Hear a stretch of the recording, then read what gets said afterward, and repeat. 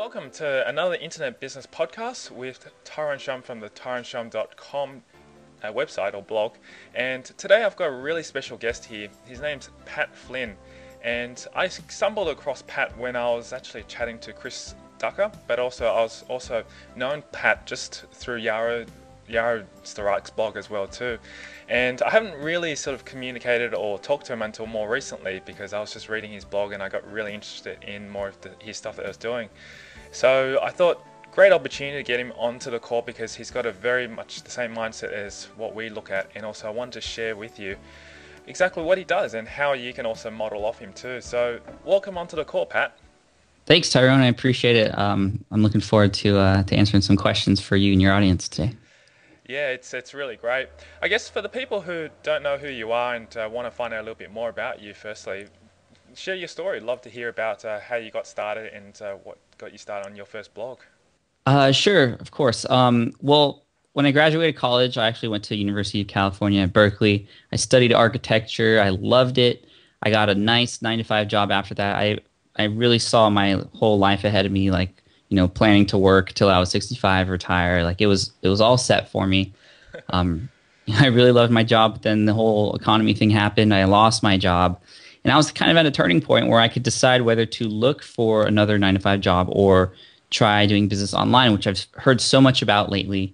And I had been keeping up with, people like Yaro and Darren Rose from ProBlogger and people from all different kinds of internet businesses. Like I was listening to a lot of podcasts, and it was really inspirational, but I just never had the mind to do it because I really enjoyed my 9-to-5. But well, can I interrupt you there? When Sure. was this that you're still working a 9-to-5? Like, Oh, I'm sorry. It was in 2008. I was laid off at the end of in October of 2008. Okay, so it's been about 2 years ago since you basically moved or had been laid off and moved into starting an online business. Yes. What started you, and how did you find out that blogging or starting up a business like what you're currently doing now? What led you into doing it? Well, it's kind of a funny story because it was pretty much accidental. Right before I got laid off, I had a blog, it was a blog that I used just for me. I didn't plan on having anyone else look at it, which sounds kind of weird, but here's the reasoning. I used the blog to help myself keep track of notes for a particular exam I was taking for the architecture industry. It's the LEED exam. LEED, which stands for Leadership in Energy and Environmental Design. So my handwriting is terrible. So, and I'm really good at typing and using the computer and stuff. So I was using the blog as a content management system to help myself study and organize my notes to pass this exam. So I eventually, I just, every day I would put more notes on, organize it, and go back to it later and study off of it. If I was on a business trip somewhere, which I often was, I would just go online and check my notes there. I didn't have to hold like a huge binder or anything like that, which was also helpful. And then from there, I passed the test, and then for some reason I just checked my stats one day, and I saw that thousands of people around the world were actually checking out my notes online for this particular exam, and it scared the crap out of me because I was like, I didn't understand how the web worked really, and I was like, how do these people find me? It's kind of like, what if they don't like my notes, or what if they fail because my notes aren't right?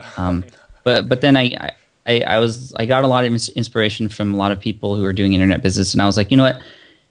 If I have traffic, I knew that if I had traffic, I could somehow, make use of it, and so I turned that traffic. I saw that traffic I was having, and I was like, okay, I'm going to make sure the content on my website is perfect for them. I know all about this exam now. I'm going to try to become an expert for these people and help these people out because there was no other resource like it, which is partly why I put it online too. So after doing that, more and more people started coming to the website, and people were, chatting in the comments area, asking questions, and I'd always respond. And I'd join people on forums and respond there, and people would come from the forums that I was talking to onto my website. And apparently I was doing everything a blogger should do to get more traffic but I didn't know that I was doing it. I was You just did it doing automatically. It just happened. it automatically, the natural way things should happen, which is I think why those are the best techniques, because those are natural techniques Exactly. in Google's eyes. And I had ranked super high for keywords that I was using,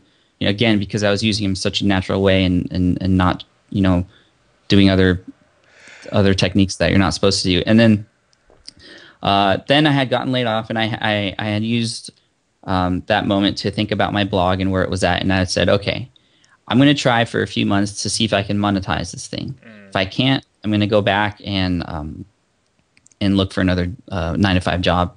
If I can, then we'll just go from there. So first I started to put AdSense on the blog, which is, a normal thing people do to try and monetize it. And it did work. I was earning like $50 a month, like the $50 the first month, which is pretty good. Like that was my first money I ever made online, which is an amazing feeling just to see, I would check every single hour to see the like, oh, I earned 12 cents this last hour. That's pretty awesome. For doing nothing, basically, which is a good feeling. But then from there, I went to private advertising. There were other companies in the industry that were also that had lead stuff, like seminars and in practice tests and stuff. So I would sell space on my website for 125 by 125 advertisement. But firstly, before you go into that, like a lot of people would be going, okay, it sounds like it's easy to be able to get advertising from Google Ads, but doing private advertising is another step and another level there.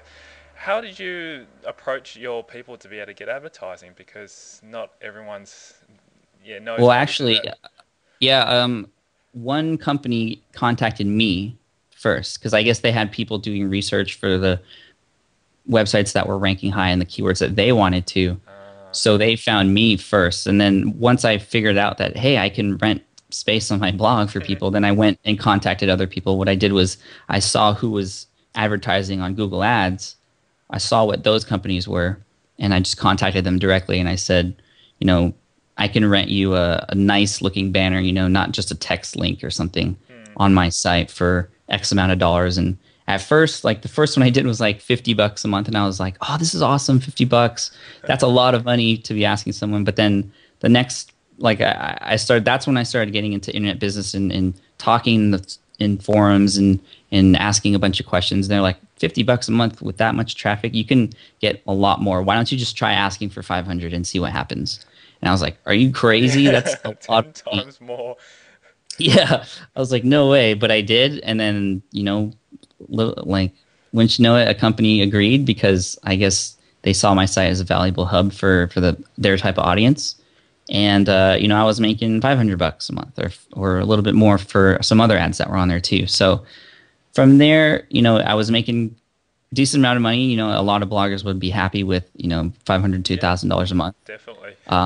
But to make a living off of that, not quite enough. So then I joined a lot of different mastermind groups and asked even more questions from gurus and stuff like that, and just trying to figure out what I could do, if there was anything else I could do. And they said, well, why don't you come out with some type of product? And I was like, I don't know. And what was funny was other people from my blog were telling me that I should write a book about lead too. But I had always said, no, I don't want to do that because I don't want to, it sounds complicated. I don't want to get into the whole, I don't want to spend a month or two writing something and, what if it doesn't sell? But honestly, when we first start off, we always come through with these fears. You ask yourself, oh, I know. I don't know. Holds us back, isn't it? Yeah, it's human nature to think that we're going to fail at something, which is kind of sucky. Yeah, because it really does hold us back. And the truth is, if I never tried it, I wouldn't be where I am today, and I'd probably be stuck in some job in a bad economy and worrying about my security and my family. But I took the plunge. I spent a month and a half creating this ebook, a study guide for this test, and the first month I launched it, made $8,000, which was more money than I'd ever seen in a month, in 3 months actually. And then doing some more research and talking to more people, they said, okay, well, come out with another product. So I came out with an audio guide, which is basically my ebook guide, but I had someone read it off and record it, and then I packaged it together. So then I had 3 products. I had an ebook, an audio guide and then the ebook audio guide together.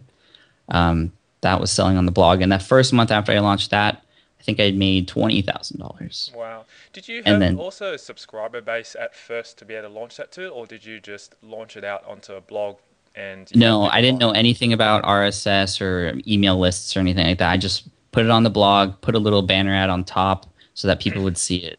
And then word just spread because I guess the content was that good that people told their office mates about it, and their office mates told their friends about it, and it just spread like wildfire. Wow. So Is yeah, the industry that you just targeted, would you say it's considered still a niche industry, or is it quite widely known in that market? Because I have no idea about architecture and any of those things yeah, as well. I would consider. I mean, it's growing, and there's a lot more competition now. But there's people entering it every day and doing fairly well with it. I mean, green. The test is about green buildings and sustainable architecture, and that's a big deal now.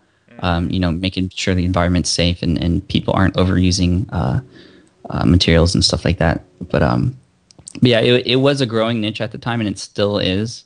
So honestly, I think anyone can be successful in any niche if they have the passion, if they do what it takes to make sure that they're successful. Like Crush It from Gary Vaynerchuk. Yes. He's very big on, it doesn't matter what it is, just do it. Just 110% put everything into it and you will succeed.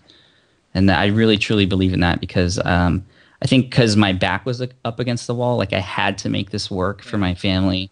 I was about to get married at this time. I just had to make it work. And I think that's partly why I was so successful because there was nothing holding me back. Absolutely. It's interesting because coming to talk a little bit more about the mindset, I think a lot of us are held back just by the fear of fact because we don't know and we're uncertain what's going to happen. Just as you said, you're looking at releasing your ebook to that niche that you're doing currently right now. And you just thought, if I did a month or so, 2 months of work in this, I don't know if it's going to sell. And all that effort, you just look back and you go, wow, it was really, really worth it. And it's just overcoming that fear of just taking action and doing it. And even if it didn't work, at least that way you've got something out there that you can continually sell anyway. And eventually, if you get enough sustainability for getting that book out there, you probably sell more of it eventually.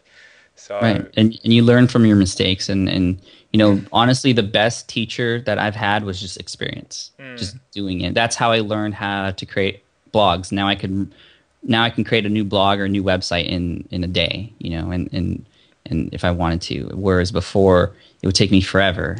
I think we realize how easy it is once we've done it once. The Yeah, replication exactly. process is much, much easier second time around. Okay, well, with the background of your green exam now, I noticed also too you've been having another blog alongside that called Smart Passive Income. How I have. did you come across starting that one? And yeah, what's the little story behind that? Well, this one I started because once I started to see a little bit of success online, I wanted to tell other people that it honestly was possible to make money online without scamming people or, like honestly, truly making good content and bringing value to people. There is a way to make a living doing that online, and I wanted to share that with people. So I kind of started the blog right as I was launching my ebook, right when I knew that I was making money from advertising and stuff, and I wanted to just go through my experience with my lead site and share that alongside. So I'm very transparent with everything that goes on, from how much money I make and how many books I sell and things I've done marketing wise that have helped, things I've done that I shouldn't have done, because I want people to understand, that it is possible and give people a fast track to go there.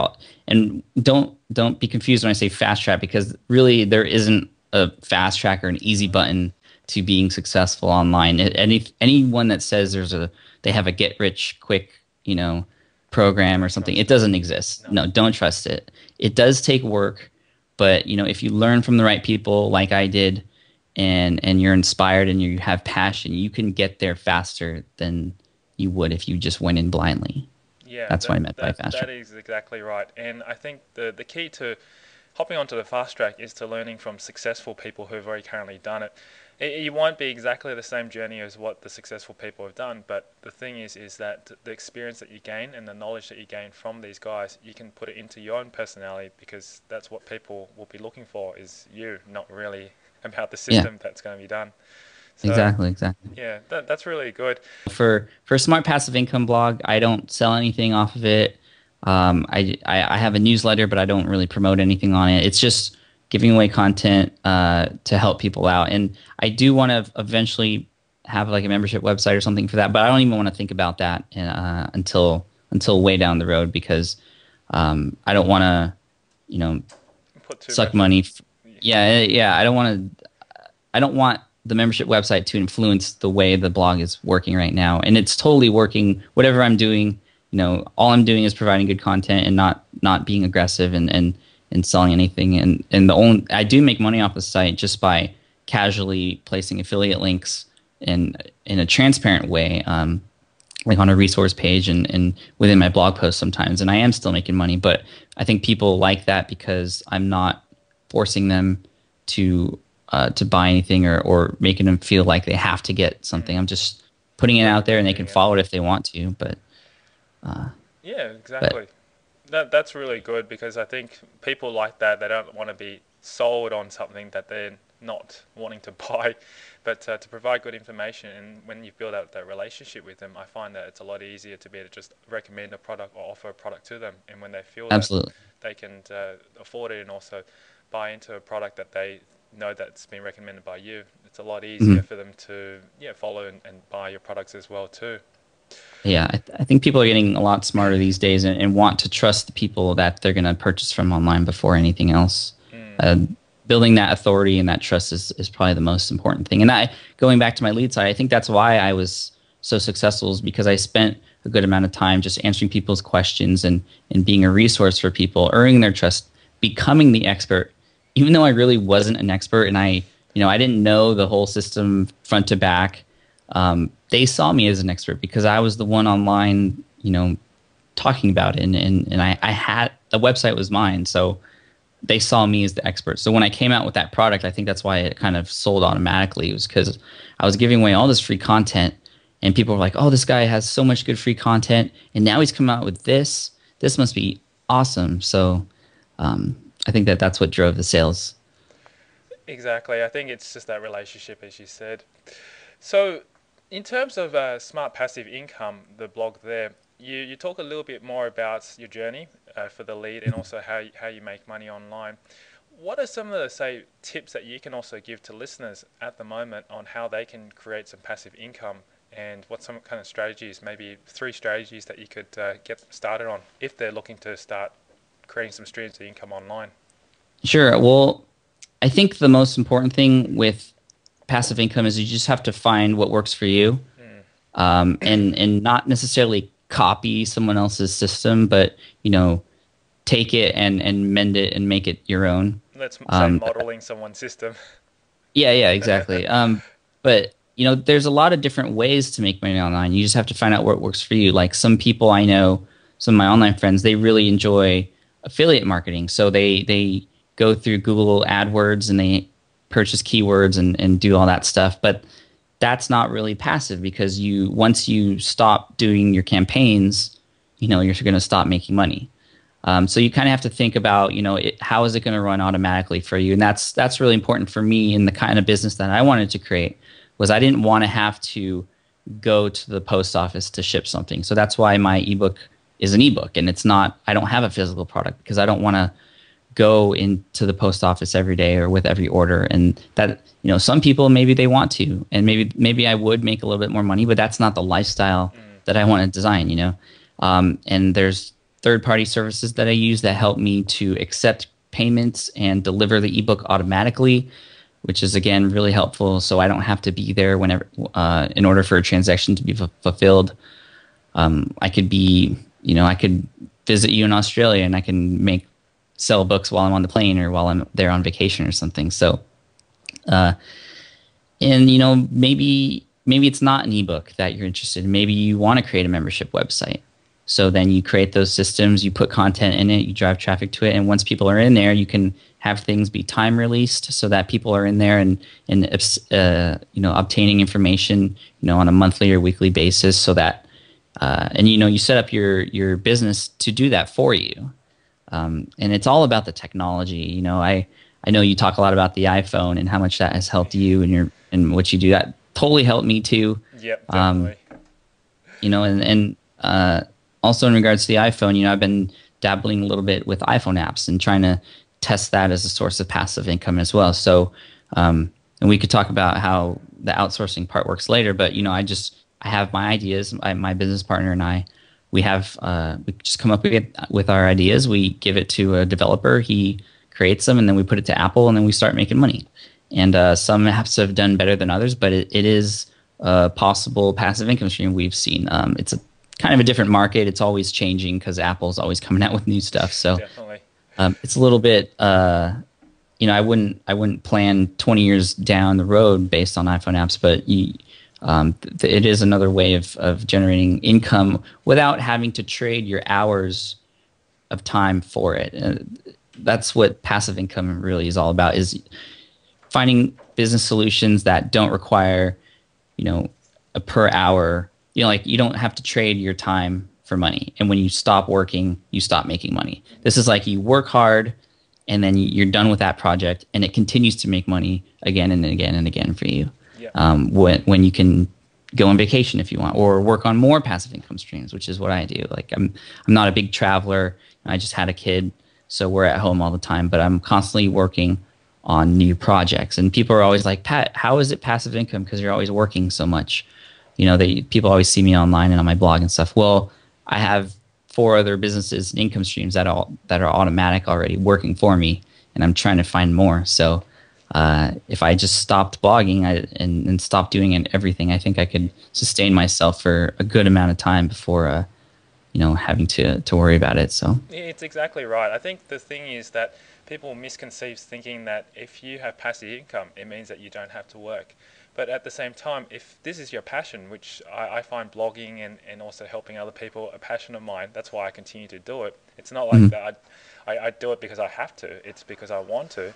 And then it's really a lifestyle choice decision, which gives you that flexibility to be able to spend time with your family and also to be able to do more projects like you enjoy doing as well. But as you said, at the end of the day, if you stop working today or stop doing blogging or any of those things, you still have automated income that comes in, day out, without you having to do any more.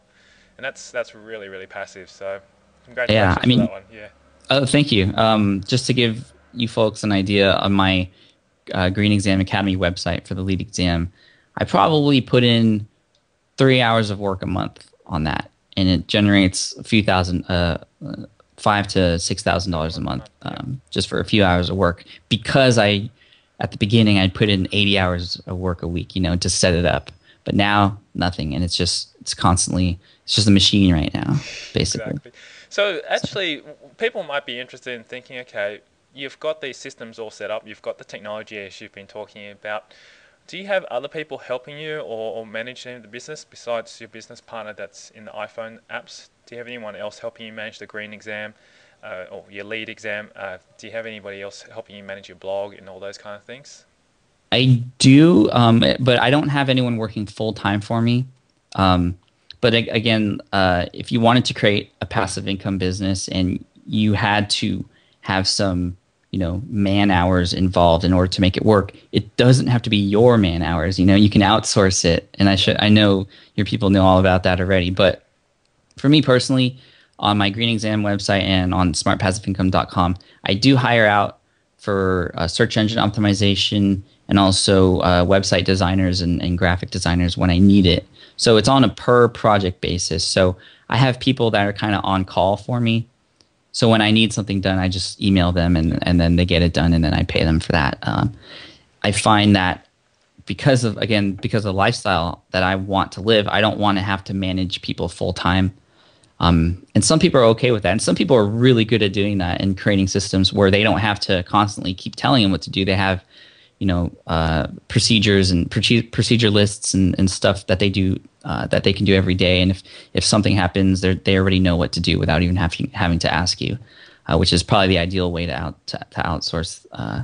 It really depends on what your business is. As you said, most of it, Sure. your business is all technology based, and if anyone can do it that way, I highly recommend firstly automate it via technology first. Use as much as you can because technology is going to be there anyway, and everything online is all electronic anyway. Like your payment systems, no one has to sit there and physically process it for you.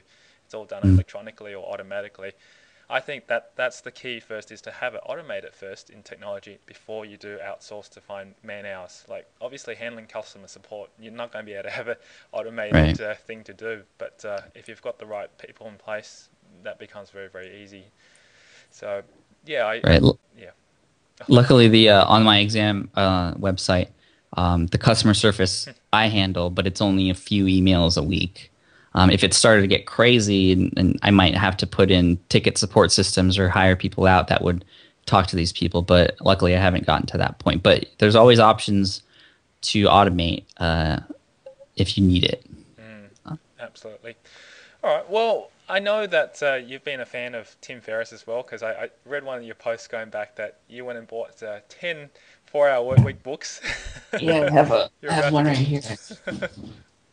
Here's the... I don't have mine right here. It's in my bedroom right now, but I just received it yesterday from Amazon, because I've got the original version. Actually, I do have the original version. This is my version here.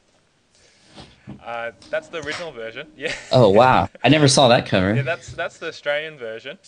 And then that's cool. And then you've got the American version or the UK version there. So I've got both of them as well. I've got exactly that one. You talk about as well that you model off that, and also you'll be giving those books away. What things have you learnt from Tim Ferriss's 4-hour workweek, and how have you implemented some of those things as well into your business? Maybe 2 points at most, I'd say. I can't go all. Sure. Well, the first thing is with just the business model as a whole, and just visualizing it. And if you have a business, I recommend writing out exactly how it works, like a flow chart of exactly what happens when a customer arrives, where they go, and what people are involved. And if you can create it so that the only thing that's pointing to you is receiving money, then you've got a Tim Ferriss business model. He has all these different things working over here. Customer comes in, goes to your website, purchases something, some automated service automatically delivers it here, and all this stuff is happening, and he's just right here. And on the little line down here, he's just money's flowing into his pocket, and all this stuff is happening automatically. There's no connection from him over to there except for money coming to his pocket. So I draw it out. I have these big whiteboards on the back here. I can see that. Yeah. That's what I do when I'm trying to look for different passive income business models. I actually draw it out to see how involved am I going to have to be, and I have to make a decision whether I want to be that involved, or if there's a way to automate it using a technology service or outsourcing to someone else. So that's the first thing. Just really checking out his business model. That's kind of the theme behind the whole creating businesses that work for you instead of you working for your business in order to make it happen. The second thing is just kind of stepping out of your box and doing things that are risky that you wouldn't normally do. Like he has these exercises in the book. I don't know if you remember, but like he has one thing where you go to some public area, just lay down on the ground. Oh yeah, I remember that. Put yourself in uncomfortable situations so that you can learn how to deal with things like that when they happen in your business, or you can learn how to think out of the box and come up with these new innovative ways to do business online.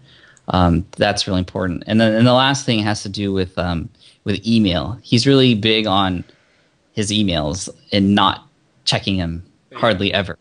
So he has systems where he just checks them maybe once a day, or even less than that, once or twice a week. Yeah. And then he has his. What are your thoughts on that? Actually, what are your thoughts on that in say our businesses that we run? Do you think we could run it like that, or is it something? It's so hard. First, just we have this like habit of checking emails, and before I read the book, I would check my email every 15 minutes. And I admit that. Like, I was like addicted to email. Even if I didn't, I would keep pressing the reload button because maybe someone sent me something in the last, millisecond. That's how involved with email I was. But after reading that, I've cut it down to just twice a day because I do have customers emailing me. Yeah. And I do make sure I tell them on my website, on my contact form, that I say, well, I check emails twice a day. If I don't get back to you within a day, try emailing me at this separate email address so that they're not expecting a response right away, which helps. Which is important. And I think when I was just rereading the book as well in the updated version, there was a subscriber or reader who's just left down a really neat tip, which I just thought I'd share as well too. He apparently has his emails to be sent back to him at a scheduled time of the day, so therefore he doesn't receive those emails at separate times of the day. So for example, if you're receiving 15 emails spread over 8 hours of the day, somehow he's set it up inside his mailing system to only send it to him at 3 p.m. in the afternoon, which is only when he checks it. So it forces him to not check it during the day, because then he goes, okay, I can't check it anyway until 3 o'clock. So no, that's good. That's again another way to use technology to help you run your business in a correct manner. It's like with people are checking Facebook all the time now, and people are addicted to Facebook. There's programs out there that you can set up so that it actually disables your Facebook for a certain amount of time. I still haven't got onto that, but I'm not a strong Facebook fan. Even though I use it for the business, I don't hop on and check it as frequently as people do, probably once a day, just to make sure that you're getting or answering any emails or messages from people and stuff like that. Yeah, I'm like you. I just use it mainly for business on my fan page and stuff. So absolutely.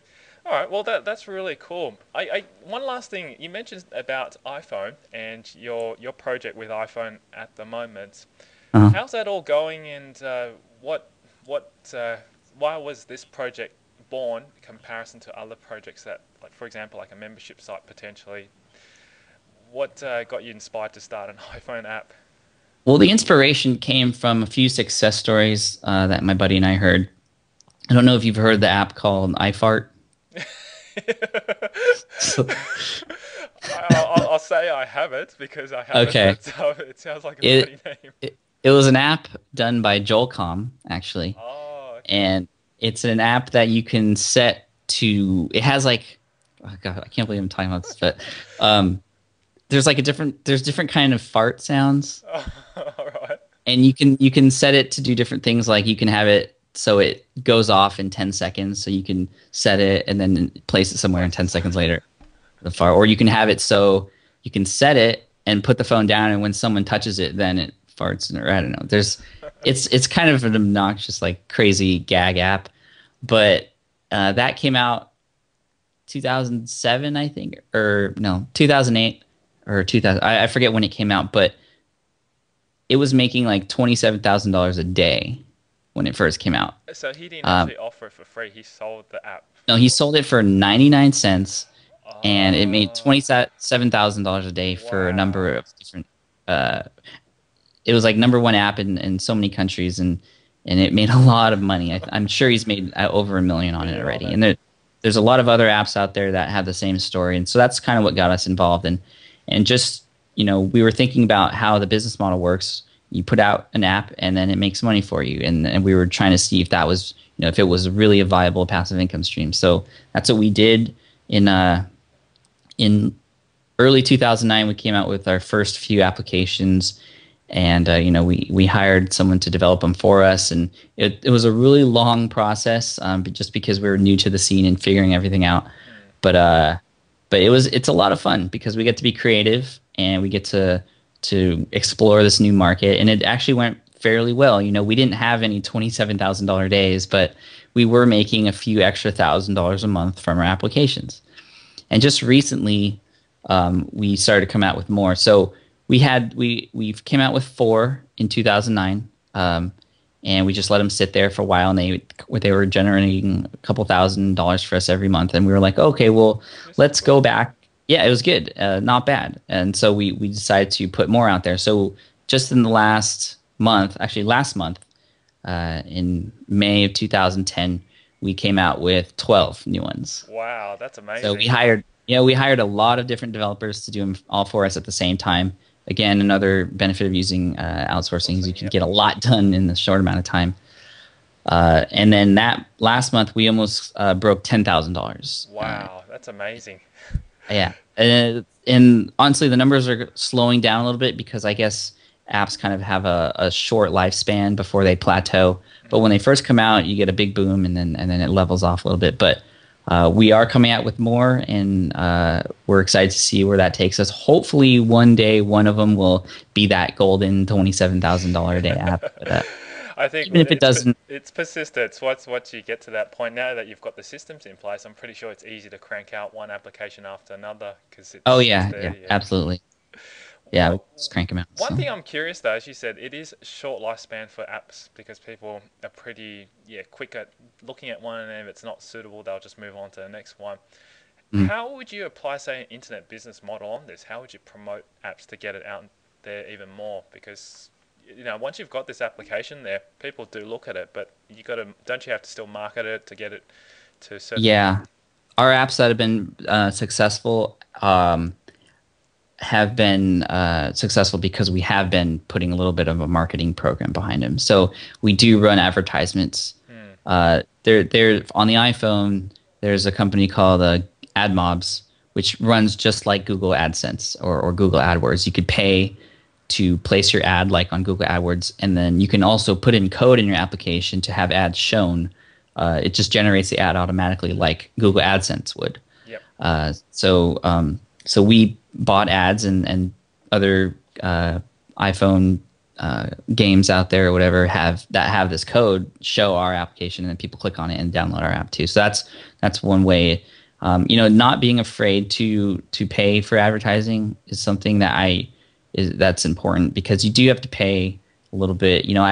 On my Green Exam Academy website, I haven't spent a dime on advertising, but I know that if I did, I'd have a much wider audience and wider reach. And I am planning on going into paid advertising for that site fairly soon.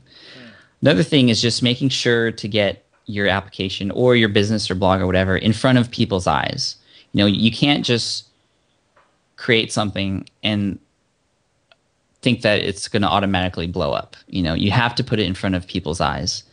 So for a blog or a business, that means getting on directories and doing guest posts and submitting videos to get videos out there, or doing a podcast to hit that arena, and just doing syndicating your content and getting it out in as many places as possible to make sure people see you and then come to your website. And for iPhone apps, it's all about getting on those top 100 or top 200 lists and doing what it takes to get there, whether it's going on other marketing or other iPhone app websites and doing reviews or getting reviews for your app there, or paying for advertising, or just simply there's a number of strategies that for the iPhone apps, like coming out on a weekend because weekends are more popular, Okay. or having an iPhone app with a letter. Having an iPhone app that starts with a letter at the beginning of the alphabet, because when iPhone puts their apps out there, they list them alphabetically. Yeah. That So just little things like that you learn along the way are all nice little tricks to help just get your app recognized. It's very similar to the way, say for example, YouTube. If you can get yourself in the front page of YouTube, you will generate tons and tons of traffic. Oh, yeah. It's the same thing with the iPhone. If you get yourself on the top 10 list, you're going to have people looking, because that's what people really search for. Like a lot of times when I'm downloading an app, I firstly go to the top 10, have a look. Okay, yeah, there's some cool applications there, and then straight away I'm bought into it. I don't even search for anything else. There is a little bit of keyword research or keyword optimization you can do with your apps too, but iTunes search it's kind of a mystery. There's no analytics tool for iTunes search and stuff. No, but Google obviously has that ability. That's right. To see what people are searching for. So I actually wanted to ask you as well, with your iPhone applications, are they target towards did clients give you an idea for creating the apps, or did you do it based on, say, games or No, this is just our wacky minds coming out with things. Like, our niche is kind of well, it's the same arena as that iFart app I was talking about. I thought But so. it's more of a fun thing for us. You know, it's a hobby. It's something fun. There's a lot of successful iPhone apps out there that are niche based, like medical applications or travel applications or navigation ones, or there's a lot of different niches within iPhone apps, just like there are in blogs and businesses that you can target and that people are searching for and that you can do fairly well in. But ours is kind of the gag, Have I fun, don't know. hop Yeah, on fun it, little just do some things. silly stuff like that. I Yeah. actually, like the other day, this was going back a few months ago actually, I was thinking, I could probably see if I could find someone to do an iPhone app for Guitar Hero or something like that. And I thought, that'd be cool, get the little phone, you could strum the guitar and stuff Oh like that. yeah, yeah. There's actually Yeah, like a lot of them already. yeah, It's weird because there's a lot of you think of an idea and you look and it's there already, but honestly, that doesn't mean you can't be successful. And I think that scares a lot of people too with businesses. They have an idea, they search for it online, and they go, "Oh, someone already did it. I'm going to move on to the next one." yeah, Well, do some research on what that person's doing that you found that's doing your idea. Are they doing it the way you would do it? Is there anything that you could do better than them? Or maybe you can collaborate with them and make it better for everyone else. I don't know. But I think that a lot of people stop, with their ideas once they find someone else doing it. But like I always use this example. There's like I think I looked it up in the yellow pages here, the phone book. There's like 789, dry cleaners in San Diego alone. yeah, You know, like who needs that many dry cleaners? But they're all really successful, right? Because exactly. they're all in their little, they all do their own thing in their own little niche in their location. So And what's interesting, because it's exactly what I was going to say about the Guitar Hero. I was thinking, oh, I know it's already been done, but you could do it better. And yeah, you took it, you said exactly what I was going to say. So I'm glad you did mention that. good. Yeah, it's so true. Like dry cleaners, as you said, there's over 700 plus. But the thing is, they probably have different client bases. Some would be corporate, some would be just general everyday. But you got to find your own niche, and that's what Mhm. internet business is all about as well too. And Yeah. just for the people listening, it don't ever give up, because if you find something that's suitable and you're good at it, you can always come out on top and be good at what you do. So Absolutely. And everyone, all your competition's already laid a baseline for you that you can go off of and do something better. They've already done a lot of the research for you. So check them out and do better than them. exactly, that's a positive. So yeah, look at it Yeah. that way. All right. Well, Pat, I'm really, really grateful and very honoured to be able to have interviewed you today. It's been an absolute fun call and podcast. Yeah, it's my pleasure. And sorry I brought up about the farting and stuff, but Hey, that's all part of the fun. right, right. I thought maybe just to end this call out is, if people want to find out more about you and get in contact with you to learn a little bit more about what you do, how can they get in contact with you? Sure. You can find me over at my blog at smartpassiveincome.com. And actually, if you want a quick response from me, or if you just have questions or want to say hi, you can find me on Facebook, on my Facebook page. That's facebook.com/smartpassiveincome. Yep, and that's an So, excellent Facebook page. That's such, it's something that I actually learnt from you, because your first video that you did with how to create a fan book or Facebook fan page, that was something that blew me away. It's so simple oh, but so effective. thanks. I appreciate that. Actually, YouTube asked to partner with me on that video because it's been getting so much traffic, which is pretty cool. And just today, actually, I think I just surpassed 2,000 fans on my fan page. So Congratulations. thank you, thank you. That, It's been a good ride, and I love Facebook for business. I think it's better than Twitter and any other way to connect with people and hold conversations and go back to them later. It's a great way to be viral too. Absolutely, I found that as well too. So yeah, definitely. If guys, just check out Pat's blog as well. It's awesome, and there's a lot of great content on there that you can learn. And if you want to hear any more of these additional podcasts, you can go to taransham.com. And this is the end of the call for today. So thanks very much again, Pat, for coming on, and it was an Thanks, absolute guys. pleasure to be able to do it. And yeah, hope to see you soon. So thanks All again. right, we'll talk soon, all right?